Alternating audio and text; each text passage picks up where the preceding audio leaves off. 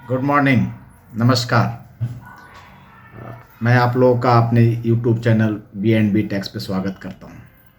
आज फिर मैं आप लोगों के लिए जीएसटी का टॉपिक लेके आया हूं और क्यूआरएमपी स्कीम के बारे में ही फिर से हम लोग चर्चा करेंगे, क्योंकि बहुत लोगों के क्वेश्चन आते रहते हैं कि क्या है ये पहले वाले स्कीम से और इसमें क्या डिफरेंस है, मंथली रिटर्न पे क्यों ना जाएं हम, क्यों क्यूआरएमपी स्कीम को ऑप्ट करें, और अभी कर लिया है तो क्या फिर चेंज कर सकते हैं।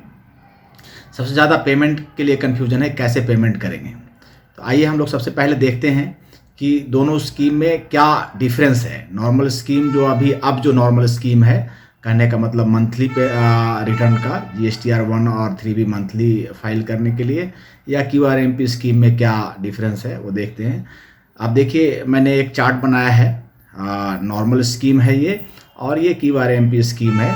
3B के अगर को देखें तो नॉर्मल में आपको मंथली फाइल करना है, क्यूआरएमपी स्कीम में क्वार्टरली फाइल करना है। जैसा कि नाम से ही है, क्वार्टरली रिटर्न मंथली पेमेंट। तो यहाँ पे 3B क्वार्टरली फाइल करना है। टैक्स पेमेंट जो करना है वो दोनों में ही मंथली करना है, लेकिन ऊपर ही में ही देखा कि 3B हम जब प्रिपेयर करेंगे तो नॉर्मल मंथली रिटर्न में आपको 3B के थ्रू टैक्स पे करना है, बट यहाँ जो है वो टैक्स पे करना है PMT 06 में आपको टैक्स पे करना है। और कैसे टैक्स पे करना है उसका अभी हम लोग आगे डिस्कस करेंगे। मेन आज का टॉपिक उसी पे है। GSTR 1 है, वो भी नॉर्मल में मंथली फाइल करना है और क्यूआरएमपी स्कीम में क्वार्टरली करना है। इनपुट इसमें है मंथली वाले में मंथली लेना है और क्यूआरएमपी में क्वार्टरली मिलेगा, क्योंकि रिटर्न ही GSTR 1 क्वार्टरली फाइल करेंगे, 3B भी क्वार्टरली फाइल करेंगे। जब 3B फाइल करेंगे उसी में इनपुट लेने का प्रावधान है। अदरवाइज की PMT 06 जो फाइल करेंगे उसमें कोई इनपुट लेने का नहीं है, वो नॉर्मल पेमेंट करने का एक चलान है। और जो ऑप्ट करने का है, कभी भी आप मंथली में जा सकते हैं किसी भी क्वार्टर से पहले। जैसे अभी दिसंबर में था कि आप ऑप्ट करते मंथली में रहना है या क्यूआरएमपी में जाना है। अब जनवरी फरवरी फिर मार्च जब एंड होगा तो लास्ट वीक में आप नेक्स्ट क्वार्टर के लिए आप ऑप्ट कर सकते हैं कि आपको क्यूआरएमपी में है तो मंथली में अगर जाना है तो मंथली में जा सकते हैं या उसी में रह सकते हैं। ऑप्शन आपको हर क्वार्टर में के पहले आपको मिलेगा। दूसरा है कि वही लोग ऑप्ट कर सकते हैं जो 5 करोड़ से जिनका टर्नओवर कम हो।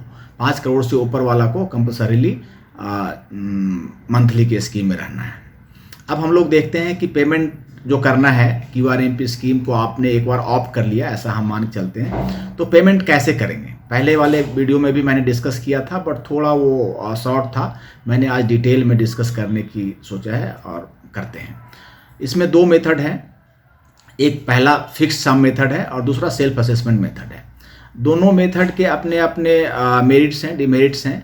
आपके ऊपर कौन सा अप्लाई होगा, किस में आप फिट बैठेंगे, ये आपको तय करना है या आपके कंसल्टेंट को तय करना है कि आपको किस मेथड के थ्रू आप अपना टैक्स पे करना है। मैं दोनों ही मेथड को हम लोग समझने की कोशिश करते हैं, फिर आपको तय करना है कि किस में हमको जाना है।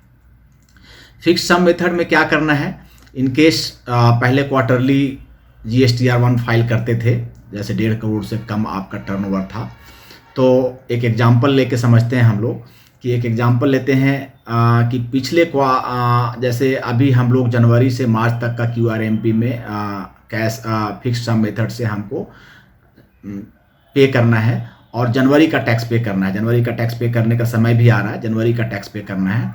तो पिछले क्वार्टर में अक्टूबर से दिसंबर तक का हमको देखना है। अक्टूबर से दिसंबर तक में कैश में आपने टैक्स कितना पे किया है।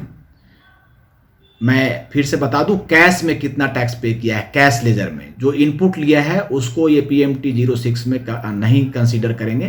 कैश में कितना टैक्स पे किया है उससे कैलकुलेशन PMT 06 का होगा।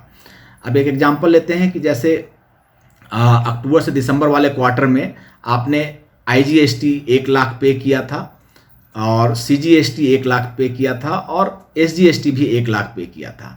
अभी जनवरी और फरवरी में आपको कितना पे करना है, ये देखिए इधर वाले कॉलम में आ रहा है।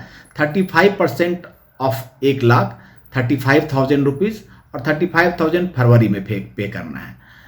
35,000 रुपये IGST का आपको जनवरी में पे करना है और 35,000 रुपये फरवरी में पे करना है। ऐसे ही CGST का ये एग्जाम्पल हमने लिया है, हो सकता है ये अमाउंट 1,00,000 का 50,000 हो, CGST में 10,000 हो, SGST में 10,000 हो, वो कुछ भी हो सकता है। मैंने एग्जाम्पल लेकर के समझने की, आप लोगों को समझाने की कोशिश किया है। वैसे ही CGST में अगर 1,00,000 पे किया था पिछले क्वार्टर में कैश लेजर में, तो अभी 35% जनवरी में पे करना है और 35% फरवरी में पे करना है। 35,000 70,000 रुपये इसमें जमा हो जाएंगे दोनों महीने में, 70,000 वहाँ जमा हो जाएंगे। ऐसे ही SGST में, यानी मतलब तीनों टैक्स को अगर मिला दें तो जनवरी में टोटल कैश में जितना पिछले क्वार्टर में आपने पे किया था उसका 35% जनवरी में पे करना है और 35% फरवरी में पे करना है।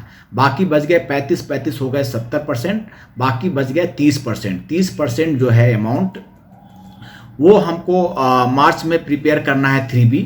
3B कैसे प्रिपेयर होता है? जैसे पहले होता था कि हमको पूरा अपना आउटपुट सप्लाई लेना है, इनपुट क्रेडिट लेना है और उसके बाद 3B प्रिपेयर होगा। जो अमाउंट आपने पे कर दिया है PMT06 के थ्रू जनवरी और फरवरी में, वो अमाउंट वहाँ पे कैश लेजर में आ रहा होगा। बैलेंस अमाउंट 30% बच सकता है, बैलेंस अमाउंट एक्चुअल का हो सकता है क्योंकि आपने पिछले क्वार्टर का 35% पे किया। इस क्वार्टर में आपका सेल सपोज करिए कि 100% बढ़ गया हो, तो ये 3 लाख वाला जो टैक्स था वो 6 लाख हो गया हो, तो आपका यहाँ पे 30% के बदले में 60% का अमाउंट बचा हुआ होगा जो मार्च में पेमेंट करने का आ रहा हो।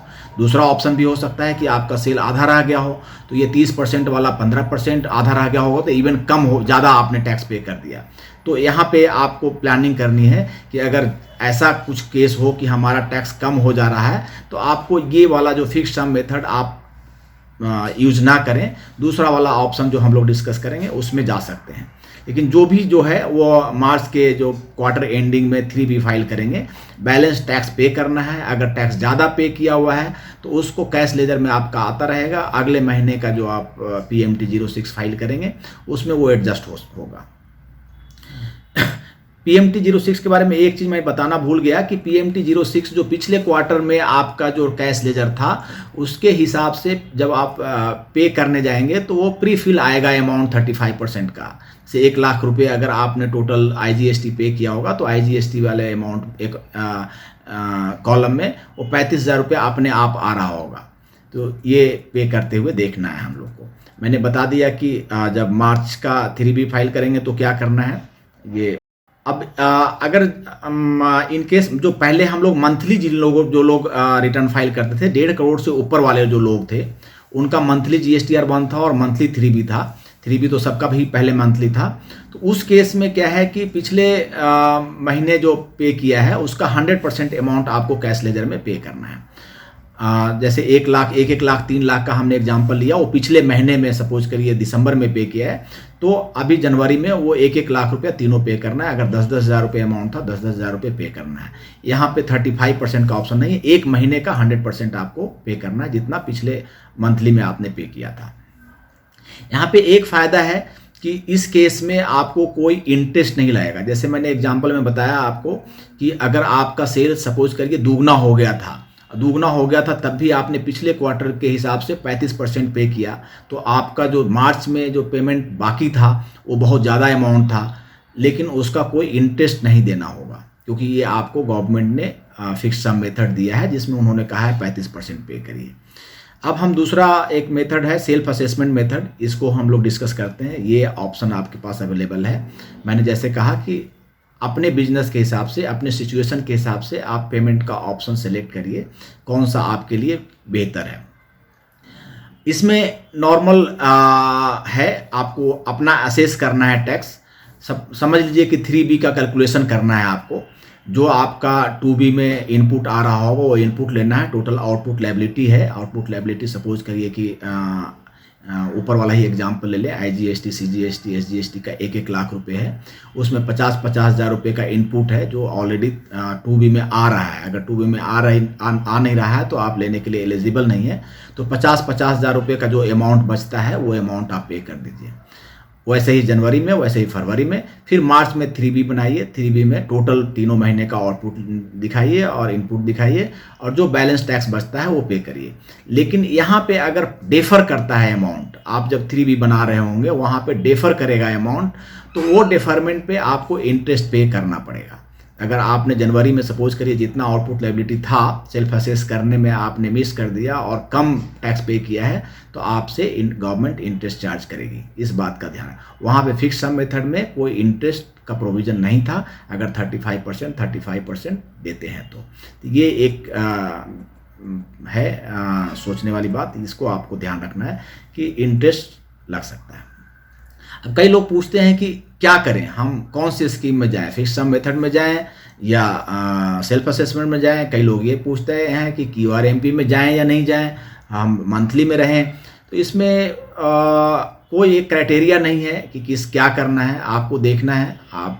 कई बार क्या होता है कि जो हमारे सप्लायर होते हैं वो कहते हैं कि आप मंथली रिटर्न, जिनको हम सेल कर रहे होते हैं वो लोग कहते हैं कि आप जब क्वार्टरली रिटर्न फाइल करते हैं तो हमको इनपुट लेने में प्रॉब्लम होती है। तो इस तरह से आप मंथली में जा सकते हैं। अदरवाइज अगर छोटा बिजनेस है तो QRMP स्कीम में जा सकते हैं। फिर पेमेंट करने का जो है वो फिक्स सम मेथड में, अगर आपको लगता है आपका बिजनेस आगे ग्रो कर रहा है तो आपको ऑब्वियसली फिक्स सम मेथड में जाना चाहिए। अगर आपको लगता है कि बिजनेस में बहुत उतार चढ़ाव रहता है, कभी कितना सेल हुआ या कभी कितने की सर्विस की बिल हुई, कभी कम हुआ कभी ज़्यादा हुआ, तो आपको सेल्फ असेसमेंट में जाना चाहिए, क्योंकि वो जितना महीने की लायबिलिटी है उतना पे करना है। अगर फिक्स सम में जाएंगे और उतार चढ़ाव रहेगा, सपोज पिछले क्वार्टर में आपने 1-1 लाख वाला एग्जाम्पल लें कि 1-1 लाख पे किया, अब 35,000 पे करना है, या ऐसे मान लें कि तीनों में IGST, CGST, SGST में 1 लाख रुपए का कैश हमने टैक्स पे किया था, और अब फिर जनवरी में हमको 35,000 पे करना है, और 35,000 जो बनता है वो लगभग 2.25 लाख रुपए का आउटपुट लायबिलिटी पे बनता है। आप कोई सर्विस इंडस्ट्री में हैं, आप चार्टर्ड अकाउंटेंट हैं, तो और आपका टोटल बिल इस महीने 1 ही लाख हुआ है जनवरी में, तो आपको 18,000 पे करना है, उसके बदले में 35,000 पे करना पड़ रहा है। तो ऐसे केस में आप सेल्फ असेसमेंट मेथड को यूज़ कर सकते हैं। फिक्स सम मेथड में नहीं जाना चाहिए आपको। लेकिन आपका ऐसा केस है कि हर महीने आपका बिजनेस अच्छा हो रहा है और इंक्रीज ही हो रहा है, बढ़ता जा रहा है, सेल बढ़ता रहता है हर महीने कुछ ना कुछ, तो आप फिक्स सम मेथड में जाएंगे तो आपको फ़ायदा होगा। इवन टैक्स पहले कम पे करना पड़ेगा, जिससे आपका कैश फ्लो ठीक रहेगा। यह है, कुछ क्वेश्चन भी आते रहते हैं। Option to go QRMP old scheme, तो मैंने सब कुछ कवर कर ही दिया, ऊपर बता ही दिया कि क्या करना है। दूसरा है कि 5 करोड़ का जो टर्नओवर का लिमिट इन्होंने दिया है, वो 5 करोड़ जब भी पूरा हो जाए, इवन आप QRMP स्कीम को ऑप्ट किया है और आपका जिस लेवल पे 5 करोड़ का लिमिट पूरा हो गया, उसके आगे फिर आप मंथली के लिए हो जाएंगे। आपको मंथली GSTR 1 और 3B फाइल करना पड़ेगा, आप QRMP के लिए एलिजिबल नहीं होंगे, तो ये ध्यान रखना है। मुझे लगता है मैंने बहुत अच्छे से जितना मैं समझा सकता था उसको हम लोगों ने कवर करने की कोशिश किया है। फिर भी हो सकता है कुछ पॉइंट रह गए हों, तो आप क्वेश्चन पूछ सकते हैं। मैं भरसक कोशिश करूंगा अपनी तरफ से कि आपको जवाब दूं, और वैसे भी आप कुछ पूछते हैं तो मुझे और अच्छा करने की प्रेरणा मिलती है। तो आप पूछते रहिए, मेरी हौसला अफजाई करते रहिए। और अभी तक आप लोगों ने मेरे चैनल को सब्सक्राइब नहीं किया है तो प्लीज़ सब्सक्राइब करें, अपने दोस्तों के बीच शेयर भी करें, ताकि मैं उनसे भी रूबरू हो सकूं। और अगर अच्छा लगे तो लाइक भी करिए, अगर अच्छा नहीं लगे तो डिसलाइक भी करिए, जैसा आपको हो। रिएक्ट तो करिए। इनकम टैक्स के लेटेस्ट केस लॉज और GST के अपडेट्स, टैक्सेशन का कोई भी अपडेट्स के लिए हमारा एक फेसबुक पेज है BNB टैक्स, उस पर भी विजिट करते रहें। आप मेरे साथ बने रहें, इसके लिए धन्यवाद।